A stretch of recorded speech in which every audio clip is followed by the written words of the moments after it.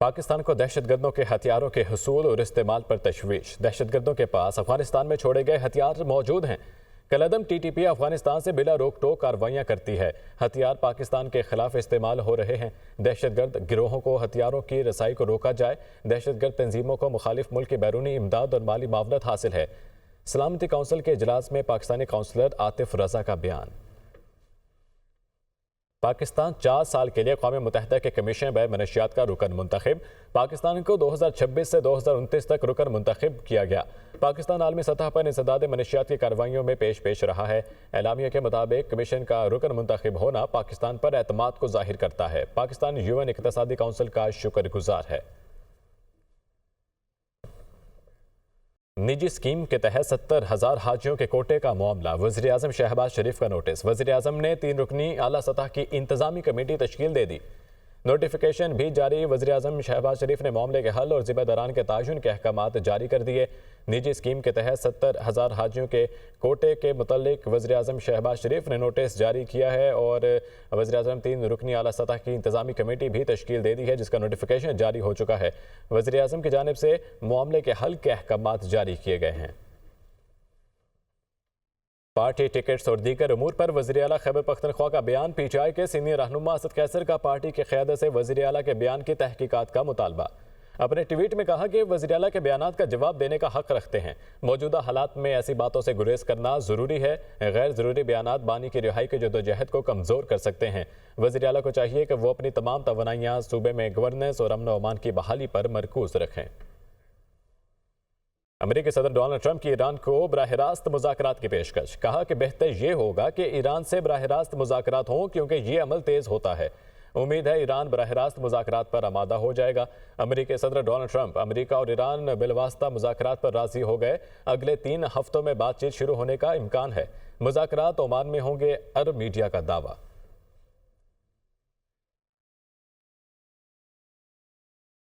आगे बढ़ते हुए आपको बताया कि चेयरमैन पीपल्स पार्टी बिलावल भुट्टो जरदारी ने सिंधु पर नए किनाज को मुस्तरद कर दिया। कहते हैं कि हमने दुनिया को बता दिया कि सिंधु को बचाना है। भारत हमारे पानी पर डाका मार रहा था। बतौर वजीर खारजा मैंने मुकदमा लड़ा। गढ़ी खुदा बख्श में जलसे से खिताब करते हुए उनका कहना था कि शहबाज शरीफ साहब सुने, अवाम क्या कह रहे हैं। केनाल्स का मंसूबा मुतनाज़ा बन चुका है। पीपल्स पार्टी आपको वार्न करती आ रही है, आपको गैर जिम्मेदाराना फैसला नहीं करने देंगे। पानी की मुनसिफाना तकसीम के लिए जगह जगह आवाज उठाएंगे। आपकी वजीर खारजा की हैसियत में मैंने तो आलमी दुनिया को इस बात को मनाया है, आलमी दुनिया को, कि हमारा सिंधु को बचाना है। पानी पे डाका भारत करते आ रहा है। मैं भारत का मुकाबले करके आया हूं। हमारा मुतालबा होगा कि शहबाज शरीफ साहब, ये अवाम का मुतालबा है, ये मेरी बात आप छोड़ दे। सुनो ये क्या कह रहे हैं। ये मंसूबा अब ऐसा मुतनाज़ा बन चुका है। पानी का मुनसिफाना तकसीम के लिए जगह जगह आवाज उठाना है और आपने मेरे साथ देना है। 18 अप्रैल को आपने मेरे साथ आना है हैदराबाद। आएंगे आप हैदराबाद, पाकिस्तान खप्पे का नारा लगाएंगे। चेयरमैन पीपल्स पार्टी बिलावल भुट्टो जरदारी कहते हैं कि आज पाकिस्तान में माशी बहरान और दहशतगर्दी अरूज पर है। हमें इन दरिंदों का मुकाबला करना है जो अवाम के खून की होली खेल रहे हैं। दहशतगर्द कभी मजहब और कभी कौम परस्ती के पीछे छुपते हैं। गढ़ी खुदा बख्श में जलसे से खिताब करते हुए उन्होंने कहा कि पीपल्स पार्टी ने हमेशा दहशतगर्दी के खिलाफ आवाज़ उठाई। हम दहशतगर्दों का सियासी और बैन अल-अक़वामी सतह पर मुकाबला करेंगे। आज पाकिस्तान हर तरफ से मिसाइल का शिकार है, मुआशी बहरान है, दहशतगर्दी अरूज पे है। उन दरिंदों का मुकाबला करना है जो पाकिस्तान के अवाम के खून के साथ होली खेल रहे हैं। दहशतगर्द का ना कोई मजहब होता है और ना कोई कौम होता है। हम इनको सियासी तौर पे बैनुल-अक़वामी सतह पे इनका मुकाबला करेंगे।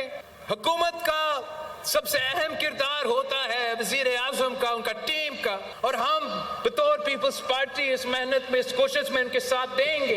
ऑपोजिशन से अपील करते हैं कि आप भी अपना किरदार अदा करें। कैदी नंबर 804 जो भी हो, वो सियासत आपका हक है, वो आप करते रहे, वो पाकिस्तान पीपल्स पार्टी एतराज है।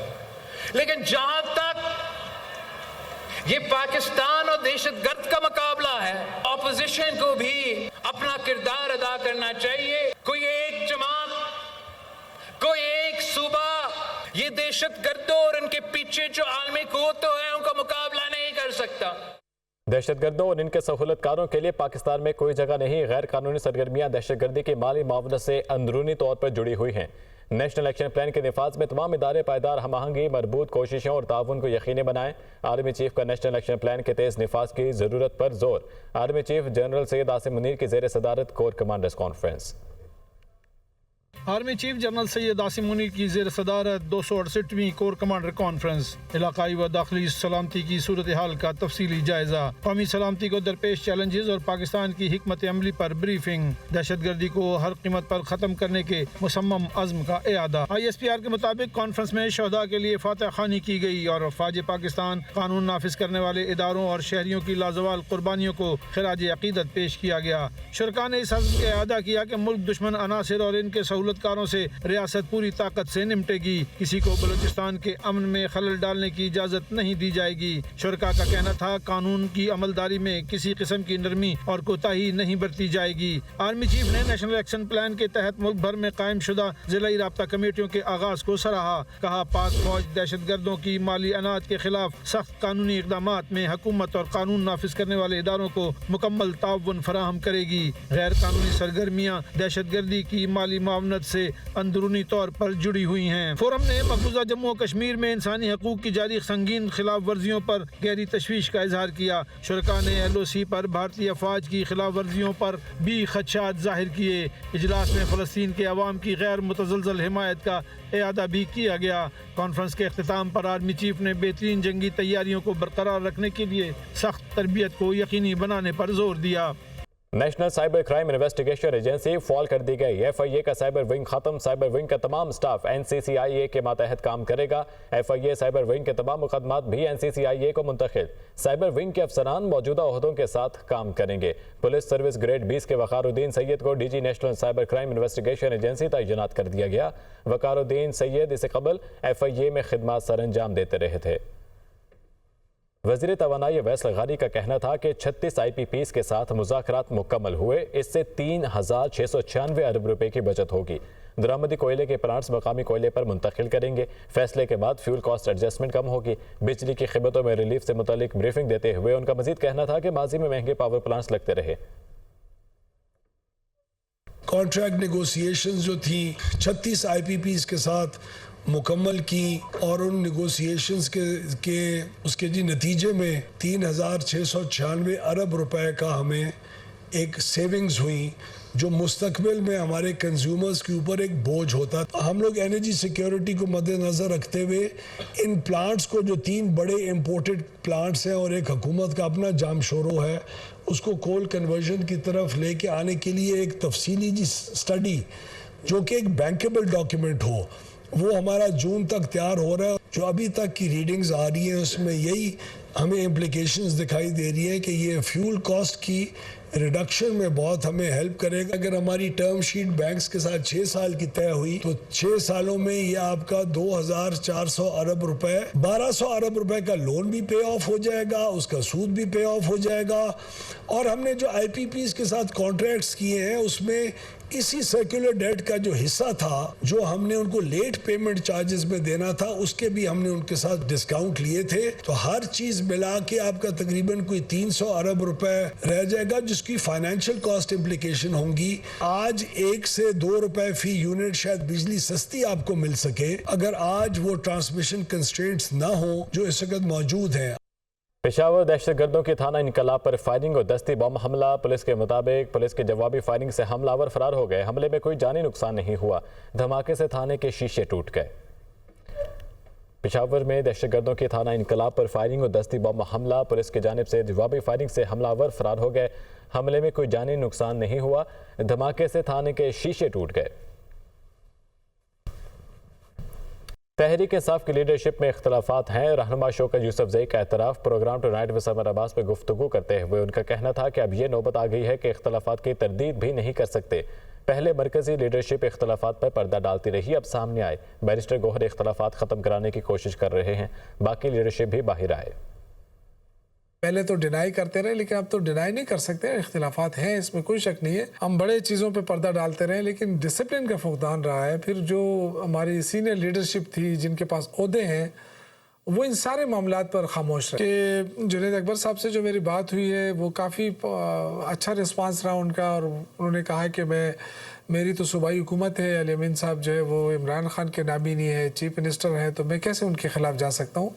और ये अच्छी बात थी, और यही उम्मीद रखते हैं हम अली अमीन गंडापुर साहब से भी कि दोनों जो बड़े हैं इस वक्त वो इमरान खान के नामिनी हैं। अगर जुनैद अकबर हैं वो सूबाई सदर हैं और अली अमीन गंडापुर साहब चीफ मिनिस्टर हैं, तो मैंने तो अपनी कोशिशें शुरू की हैं। लेकिन ये अच्छी बात है कि आज बैरिस्टर गौहर साहब भी अली अमीन गंडापुर साहब से उनकी मुलाकात हो गई है और वो भी कोशिश कर रहे हैं। तो ये अच्छी बात है कि पार्टी की लीडरशिप जो है उन्होंने अब बिलाखिर यहाँ तो मामला ये फील कर लिया कि हमें जो मेन मरकजी लीडरशिप है उनको आगे आना चाहिए, खामोशी इख्तियार नहीं करनी चाहिए।